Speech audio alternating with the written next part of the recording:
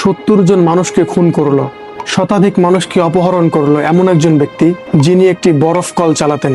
বাহির থেকে দেখলে মনে হবে সাধারণ একটা কারখানা, কিন্তু এই বরফ কলের ভিতরেই লুকিয়ে ছিল বাংলাদেশের ইতিহাসের সবথেকে ভয়ঙ্কর মানুষ হত্যার জায়গা, যেখানে মানুষ একবার গেলে তার পরিবারের কাছে আর ফিরে আসতে পারত না। এই ব্যক্তি 70 জন মানুষকে খুন করার পরেও প্রকাশ্যে বুক ফুলিয়ে চলাফেরা করতেন। আজকে আমরা যার ভয়ঙ্কর ইতিহাস সম্পর্কে জানতে চলেছি, তিনি হলেন খুলনার কুখ্যাত খুনি ও সন্ত্রাসী এরশাদ শিকদার। সবাই ভরে দিবে মাটি বলতো রটিতে নিবে ক্ষমা, কেউ আসে খোঁজ করিবে কোন ব্যাংকে কি জমায় আমি মরে যাব। কিসের ব্যবসা? ফিশিং ব্যবসা, মাছের ব্যবসা। আমাকে বলেছিল যে সে কন্ট্রাক্টরি করে, গলায় ফাঁসি দিয়ে মারছে, মারিয়ে মাছের জুড়িতে করে আগে বস্তায় বসছে, বলে মাছের জুড়িতে নিয়ে গেছে। হাই, আমি ইরফান, আসছি আপনাদেরকে মার্ডার ক্রাইম স্টোরি শোনাতে। চলেন শুরু থেকে শুরু করি। এরশাদ শিকদার, যার জন্ম বরিশালের ঝালকাঠি জেলার নলছিটি উপজেলার মাদারঘোনা গ্রামে। তার বাবার নাম ছিল বন্দে আলী।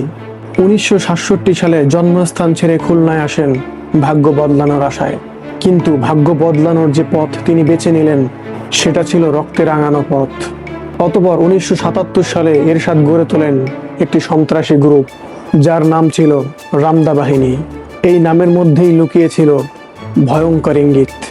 পরবর্তীতে তিনি এই বাহিনী নিয়ে দখল করেন খুলনা রেল স্টেশন এবং ঘাট এলাকা। এমনকি 1982 সালে দখল করেন 4 এবং 5 নম্বর ঘাট, যেটা ছিল খুলনার সবথেকে গুরুত্বপূর্ণ বাণিজ্যিক এলাকা।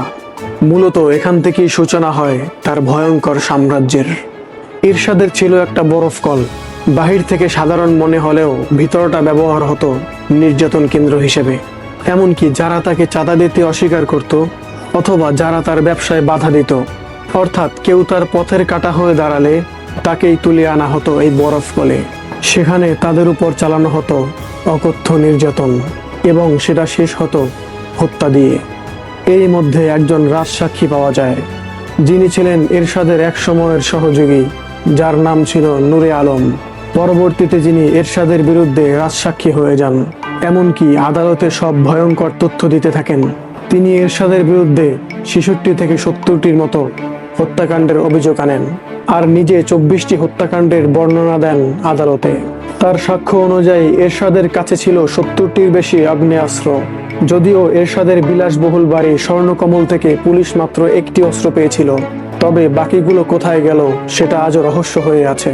সব থেকে ভয়ঙ্কর ব্যাপার হলো এরশাদ এই ভয়াবহ অপরাধ চালিয়ে যান বছরের পর বছর, কারণ তার মাথার উপর ছিল রাজনৈতিক বড় বড় নেতাদের হাত।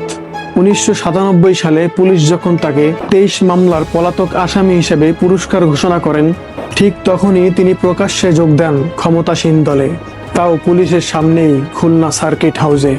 একবার ভাবুন তো, যাকে ধরার জন্য পুরস্কার ঘোষণা করা হয়েছে সে নিজেই প্রশাসনের সামনে দিয়ে বুক ফুলিয়ে হেঁটে বেড়াচ্ছে।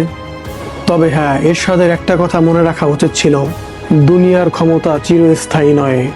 আর হ্যাঁ, ঠিক তাই হলো। 1999 সালের 11ই আগস্ট সকল বাধা পেরিয়ে পুলিশ তাকে গ্রেপ্তার করেন। অতঃপর এক এক করে প্রকাশ্যে আসে তার স্বর্ণকমল ও বরফ ফলের অন্ধকার অধ্যায়। বেরিয়ে আসে তার নারী ঘটিত জীবন, একাধিক বিয়ে আর নৃশংসতার কাহিনী। মামলায় প্রমাণিত হয় একের পর এক হত্যাকাণ্ড। অবশেষে 2004 সালের 11ই মে, যেই লোকটা নিজেকে অজেয় মনে করত এবং যিনি ভাবতেন তার কখনোই পতন হবে না, তার গলাতেই রশি বেঁধে ফাঁসির মঞ্চে ঝুলিয়ে দেওয়া হয়। এটা শুধু একজন সিরিয়াল কিলারের গল্প নয়, এই ঘটনা হাজারো প্রশ্নের জন্ম দেয়।